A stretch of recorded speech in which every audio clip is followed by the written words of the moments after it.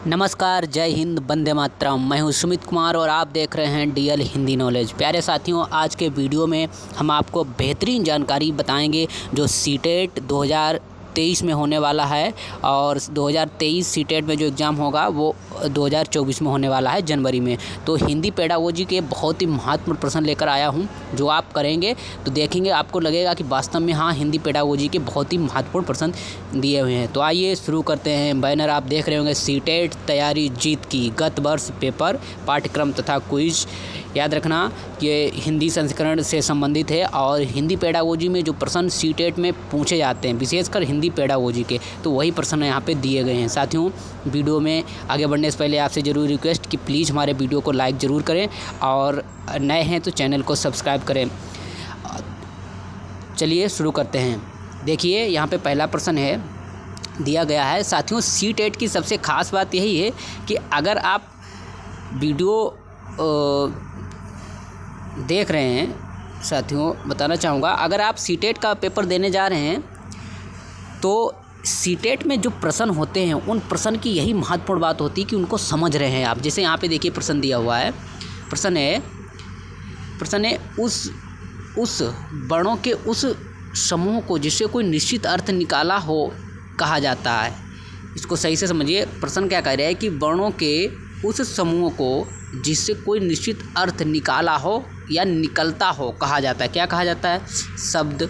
विकल्प ए है शब्द, विकल्प बी वर्ण, विकल्प सी वर्ण समूह और विकल्प डी है वक्तव्य। आंसर आप उम्मीदें देख ही रहे होंगे, लेकिन आंसर को ना देखते हुए पहले प्रश्न को और विकल्पों को समझिए। प्रश्न क्या कह रहा है?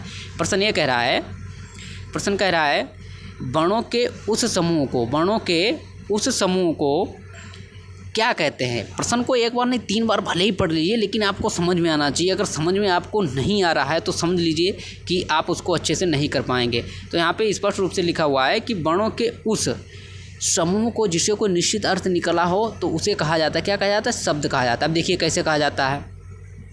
जैसे शब्द कहा जाता है, इसका विकल्प ये सही होगा। आंसर भी आप देख रहे होंगे और यही सही होगा। आप कैसे सही होगा? जैसे मान के लीजिए शब्द एक राम। क्या शब्द है? राम।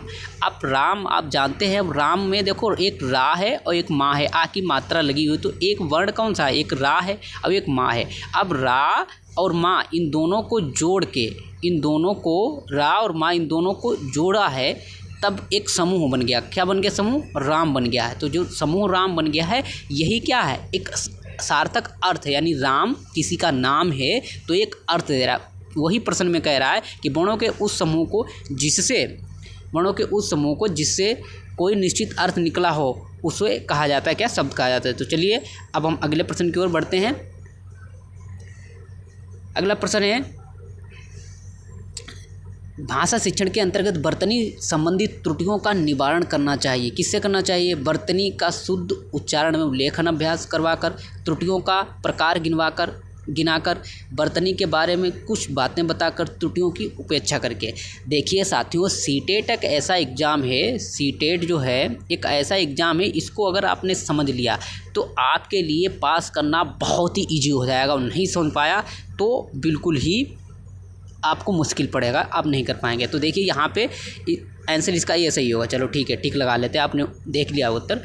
प्रश्न पहले पढ़िए, फिर से दोबारा से पढ़ते हैं। प्रश्न क्या है? भाषा शिक्षण के अंतर्गत वर्तनी संबंधी त्रुटियों का निवारण करना चाहिए। क्या करना चाहिए? निवारण। क्या कह रहा है कि भाषा शिक्षण के अंतर्गत, भाषा शिक्षण की बात कर रहा है, उसके अंतर्गत वर्तनी संबंधी त्रुटियों का निवारण करना चाहिए। किसके द्वारा?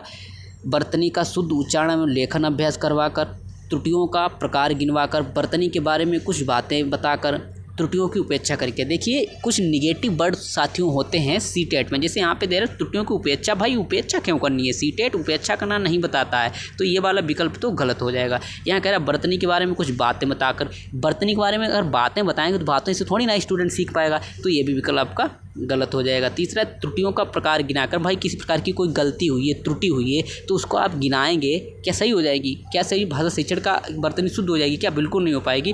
तो ये भी आपका तीनों विकल्प गलत हो जाएगा। सही आपका जो आंसर है वो ए सही है। वर्तनी का शुद्ध उच्चारण जो है, वर्तनी का शुद्ध उच्चारण एवं लेखन अभ्यास करवाकर भाषा शिक्षण के अंतर्गत वर्तनी संबंधी त्रुटियों का निवारण करना चाहिए। ये इसका विकल्प का सही उत्तर होगा। ये ए विकल्प बिल्कुल सही होगा और इस प्रश्न का जवाब उम्मीद है आप समझ पा रहे होंगे क्या कह रहा है। तो चलिए अब आगे बढ़ते हैं। अगला प्रश्न है, भाषा शिक्षण के अंतर्गत वर्तनी संबंधी त्रुटियों का निवारण करना चाहिए। माफ़ कीजिए साथियों, ये वही प्रश्न आ गया है। आगे बढ़ते हैं। यहाँ पे दिया हुआ है प्रश्न कि रूपा बड़े समूह के सामने अपनी बात कहते समय अटकती है, एक शिक्षक के रूप में आप उसकी सहायता कैसे करेंगे? तो किस प्रकार से करेंगे? प्रारंभ में छोटे छोटे समूहों में बात करने के भरपूर अवसर देंगे, उसे बार बार समझाएंगे कि बड़े समूह में किस तरह बोला जाता है, उसमें बलपूर्वक आत्मविश्वास उत्पन्न करेंगे, उसे हमेशा बड़े समूह के सामने बोलने के लिए कहेंगे। देखिए साथियों, अभी मैंने आपको बताया कि जो सीटेट है, तो इस सीटेट में निगेटिव वर्ड जो है उनको याद रखना है। जैसे इसमें देखिए निगेटिव वर्ड कौन सा आ गया, इसमें निगेटिव वर्ड आ गया है उसे हमेशा। ये हमेशा जैसा वर्ड जो है ये क्या है? ये निगेटिव है। ये जो है निगेटिव है, ये जो हमेशा है निगेटिव है। अब क्या करें? बलपूर्वक भाई बलपूर्वक। हाँ, छोटे बच्चे होते हैं, छोटे बच्चों को आप पढ़ाएंगे वहाँ बल दिखाएंगे क्या? तो ये दोनों विकल्प गलत हो जाएंगे। आगे उसे बार बार समझाएंगे कि बड़े समूह के किस तरह बोला जाता है, बड़े समूह किस तरह बोला जाता है, तो ये भी विकल्प गलत हो जाएगा। आपका ये विकल्प देखिए क्या कह रहा है, प्रारंभ में छोटे छोटे समूहों में बात करने के भरपूर अवसर देंगे। याद रखना, सीटेट में कहीं भी अवसर जैसा शब्द आपको दिखाई दे जाए तो वो आपके लिए बहुत ही लक्की होगा, बहुत ही इम्पोर्टेंट होगा। और जैसे ही अवसर जैसा शब्द कहीं मिलता है तो 100% वही आपका आंसर सही होगा। तो देखिए यहाँ पे अवसर दिया हुआ है, प्रारंभ में छोटे छोटे समूहों में बात करने के भरपूर अवसर देंगे, तो आपका विकल्प नंबर ए बिल्कुल सही होगा। तो चलिए अब आगे बढ़ते हैं अगले प्रश्न की ओर। आगे प्रश्न है, भाषा सिखाने का सही क्रम क्या है? वेरी वेरी इम्पोर्टेंट, याद रखना ये वेरी इम्पोर्टेंट प्रश्न है, इसको टिक लगा लीजिए, बहुत ही इम्पोर्टेंट प्रश्न है ये, वेरी इम्पोर्टेंट है साथियों। स्टार पहले से ही लगा हुआ है। क्या कह रहा है कि भाषा सिखाने का सही क्रम क्या है? अब इसमें पहला है बोलना, श्रवण करना, पढ़ना, लिखना, फिर श्रवण करना, बोलना, पढ़ना, लिखना, बोलना, पढ़ना, श्रवण करना, लिखना, श्रवण करना, पढ़ना, बोलना, लिखना। तो इसका सही आंसर तो आपने देख लिया होगा, बी होगा। अब बी होगा क्यों? यही सीधे आंसर से ही इसका आंसर निकालेंगे प्रश्न का। देखिए यहाँ पे लिखा है श्रवण करना। श्रवण का मतलब होता है सुनना कहिए या श्रवण करना या सुनना, एक ही चीज़ होता है, चाहे सुनना लिखिए या श्रवण करना। उसके बाद में बोलना, फिर पढ़ना, पढ़ने के बाद में कामा लगा लिए, फिर लिखना। देखिए छोटा बच्चा होता है, क्या पहले वो बोलना जान जाता है या वो पढ़ना जानता है? बिल्कुल नहीं, लिखना भी नहीं जानता है। तो सबसे पहले क्या होता है, ये भाषा सिखाने का सही क्रम पूछ रहा है। भाषा सिखाने, अगर किसी को भाषा सिखाएंगे तो क्या करेंगे? सबसे पहले आप कहेंगे कि हमारी बात को सुनिए, तो वो सुनेगा। यानी भाषा सिखा रहे हैं तो क्या होगा? सीखेगा। अब वैसे भी सीटेट का एग्जाम देने जा रहे हैं तो बच्चों से संबंधित है।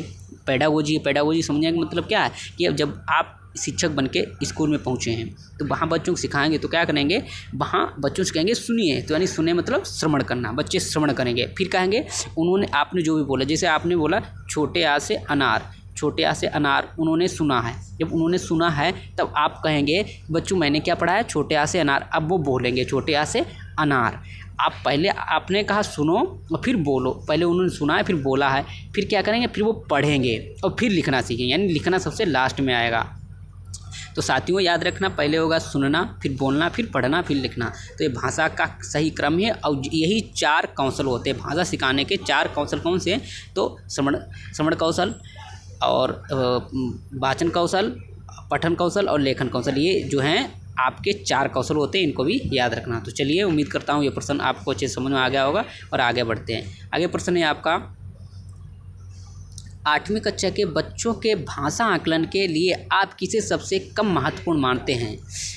किसी कहानी को नाटक में रूपांतरित करना, साहित्यिक समारोहों का आयोजन करना, लिखित परीक्षाओं का आयोजन करना, किसी विषय पर अपने विचार प्रकट करना। तो इसका सही आंसर होगा विकल्प बी, साहित्यिक समारोहों का आयोजन करना। देखिए क्या कह रहा है, कक्षा 8वीं। याद रखना, जब कक्षा 8वीं की बात आए तो बच्चा बड़ा होगा, यहाँ कक्षा 8वीं की बात हो रही है। तो कक्षा 8वीं की बात हो रही है तो आपके दिमाग में एक बात आ जानी चाहिए, प्राइमरी से बड़े बच्चे हैं। ये देखिए, जहाँ तक ये प्रश्न पीआरटी में नहीं आएगा, प्राइमरी लेवल में नहीं आएगा, जूनियर में आएगा। लेकिन याद रखना, कहीं भी आए, पेडागोजी आप समझ रहे हैं तो पेडागोजी को ही आप समझिए। यहाँ कह रहा है प्रश्न कि 8वीं कक्षा के बच्चों के भाषा आकलन के लिए आप किसे सबसे कम महत्वपूर्ण मानते हैं। निगेटिव पूछा है इसमें, कम, सबसे कम महत्वपूर्ण, यानी क्या सबसे कम महत्वपूर्ण है।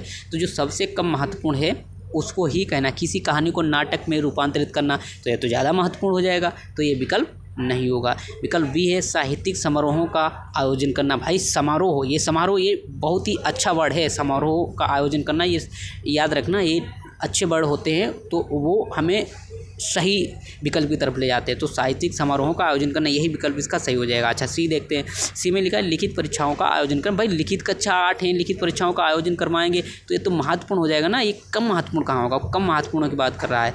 किसी विषय पर अपने विचार प्रकट करना, ये भी बहुत महत्वपूर्ण हो जाएगा, लेकिन यहाँ सबसे कम महत्वपूर्ण बात कर रहा है। तो कम महत्वपूर्ण कब होगा, साहित्यिक समारोहों का आयोजन करना। भाई साहित्यिक समारोहों का आयोजन करेंगे तो उसमें जो कक्षा 8 के छात्र हैं उनका भाषा आकलन के लिए क्या ज़्यादा महत्वपूर्ण होगा, बिल्कुल नहीं, ये सबसे कम महत्वपूर्ण होगा। किसी विषय पर अपने विचार प्रकट करेगा तो सबसे ज़्यादा महत्वपूर्ण हो जाएगा। तो इसका सही विकल्प कौन सा आंसर होगा, विकल्प नंबर बी। इसका सही आंसर हो जाएगा विकल्प नंबर बी। उम्मीद करता हूँ ये भी प्रश्न आपको सही से समझ में आएगा। और साथियों, आज इस वीडियो में बस इतने ही प्रश्न हैं। आप कमेंट करके ज़रूर बताएं कि ये वीडियो कैसा लगा है। आगे भी हम वीडियो ऐसे लाएंगे, बहुत ही महत्वपूर्ण प्रश्न भी आपको बताएंगे। तो प्लीज़ वीडियो अच्छा लगा है तो लाइक करें और कमेंट ज़रूर करें। धन्यवाद।